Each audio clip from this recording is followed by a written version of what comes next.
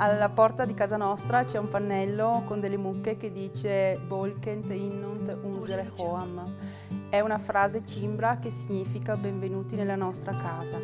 Abbiamo usato Hoam anziché House, nel senso che House è una cosa più fisica, Hoam era una cosa più emotiva e sta proprio a significare la famiglia. Quindi benvenuti nella nostra famiglia.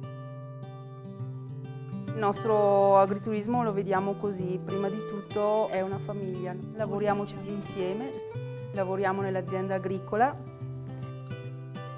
Per me il mattino è il momento che preferisco della giornata.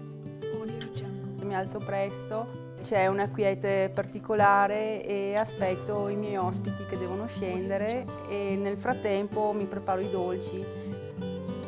Per me è un momento emozionante e lo faccio con molta passione.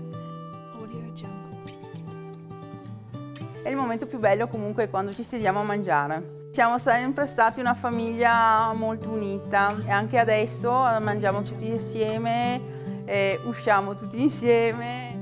Non si ha pace perché ognuno deve dire la sua, ma però la famiglia è così.